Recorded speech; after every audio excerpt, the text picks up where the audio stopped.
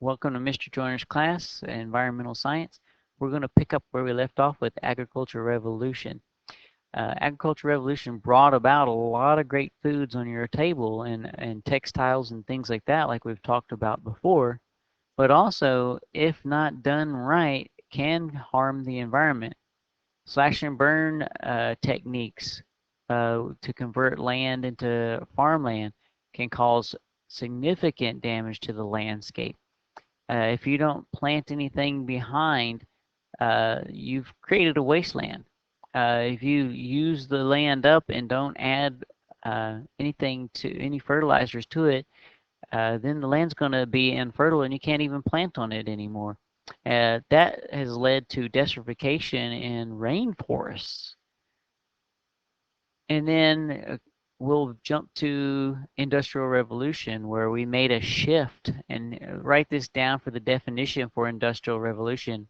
It's a shift from energy sources such as animals and running water to fossil fuels such as coal and oil. So no longer pulling the plow with a horse or using running water for irrigation, but using machinery, pumps, tractors, things like that to do the work for you.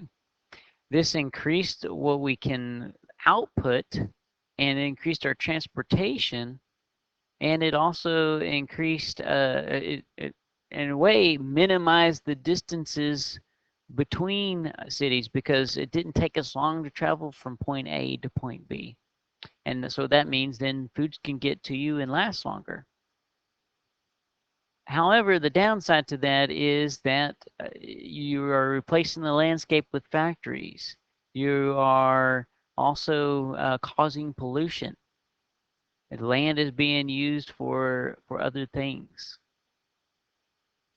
The upside of that, though, is there is some improvements to the quality of life, such as electricity, light bulbs, sanitation, because you got running plumbing, instead of you carrying a pail of water or depending on being close to a river or a lake, something like that. It increased nutrition and medical care, medicines, for instance.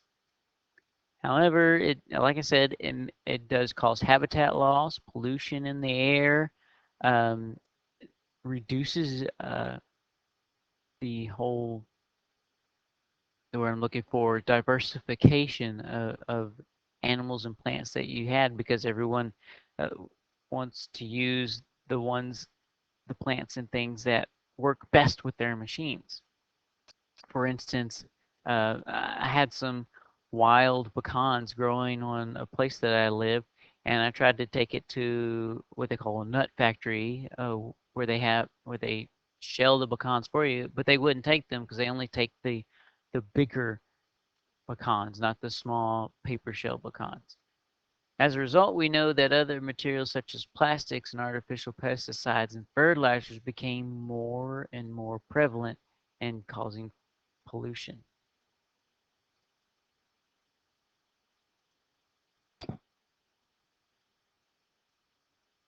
So we got to keep in mind that we are the stewards of this world, and we only have this world to live in. So we go about through space on this one little planet that has everything that we need, but if we use it up too quickly or we pollute it, it's no longer going to uh, be able to support us. And we only have, it's like a closed system. You can't just introduce new stuff into it without uh, tremendous expense in fuels and transportation going out into space.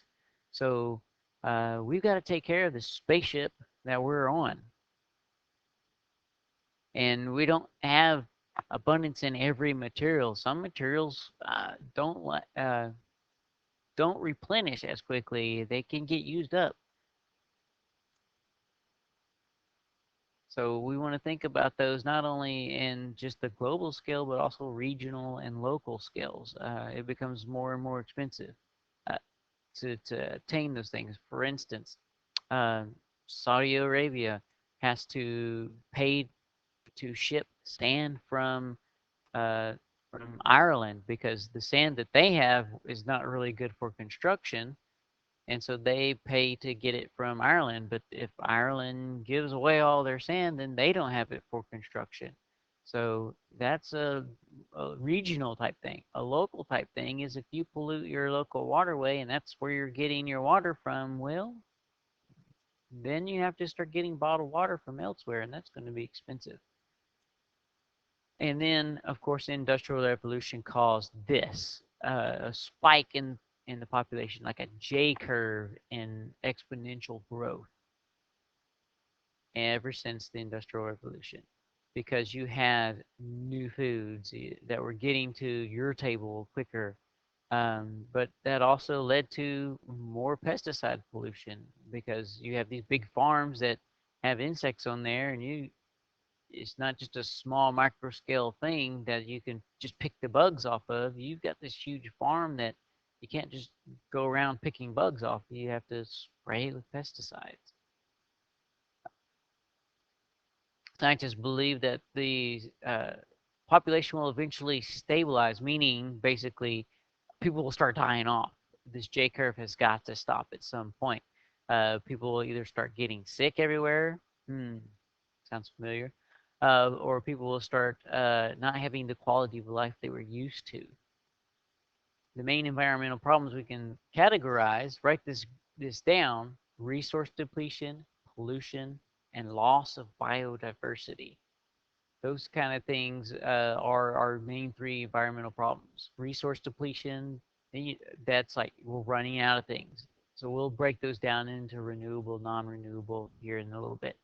Pollution, anything that we do, like spraying pesticides, that could end up in the waterways. Or anything that we do, like traveling back and forth, that puts pollutants in the air. Plastics that we don't keep track of, they eventually end up in our waterways.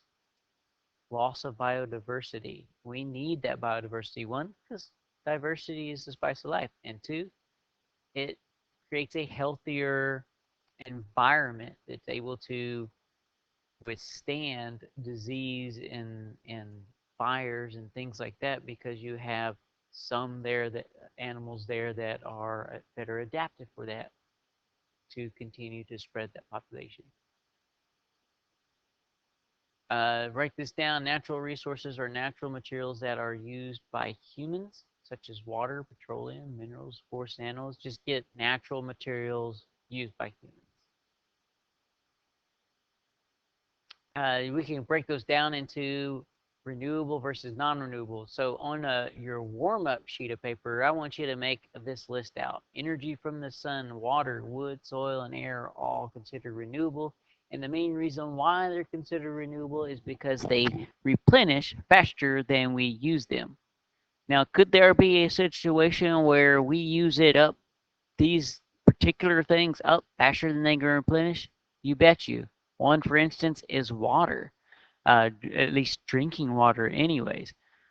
We have lots of natural water all over our planet, but it's not all drinkable. The salt water is not drinkable. The water trapped as ice is not drinkable unless you spend energy melting it, and that's going to cost more.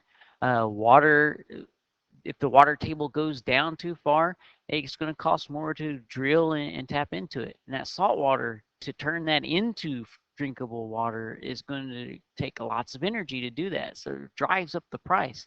So if we use up our drinking water too quickly, which we are, that becomes a non-renewable resource because it takes longer for that water to go down through and be filtered through the water table. Same thing with wood. If we slash and burn and don't plant behind us, essentially that could be a non-renewable resource, at least in that local area. Non-renewable, though, is categorized by things that do not replenish as fast as we use them up. So your metals, salt and sand are your non-metals. Clay and fossil fuels are your non-metals that are non-renewable.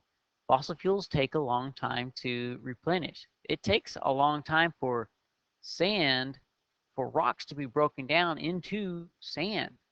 or salt to accumulate in these big salt domes uh, to be able to collect easily. So these kind of things do take longer to break down into that and be able to use. So get that list down.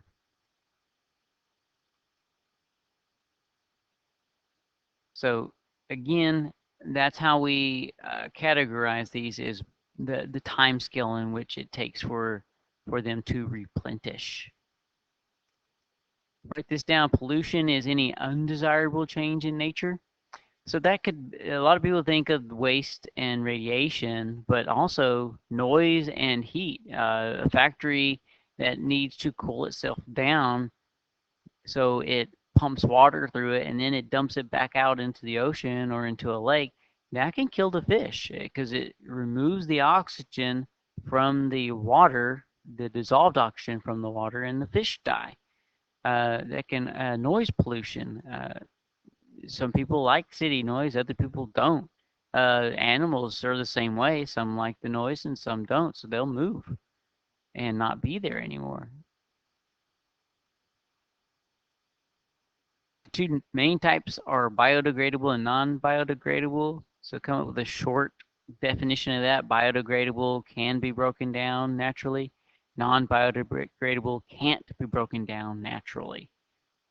So we can think of some biodegradable products like, we listed wood as one of our uh, renewable resources. That's biodegradable. Things like plant material, that's biodegradable. A newspaper, that's biodegradable. Non-biodegradable would be things like mercury. I mean, we have to store those, especially things that became radioactive. Those are non-degradable pollutants. Degradable pollutants are a problem only when they accumulate too fast. For instance, you have things like clothes. Those are degradable eventually, but we make clothes and textiles so much and we try to donate them to other people who actually don't need them, and they wind up uh, taking up our landfills. We end here with loss of biodiversity. That is one major factor that's going to be a concern. And why? Because without that diversity, you're stuck with, for instance, just peanut butter sandwiches all of your life, and that's no fun. But also, uh, you have a less healthy ecosystem, and once you lose one animal, you will lose other animals along the way, and before long, the whole thing collapses. And that's what we're talking about here, is extinction. And once it's gone forever. You can no longer enjoy its beauty. You can no longer uh, enjoy recreation or when all that stuff is gone. Thank you, and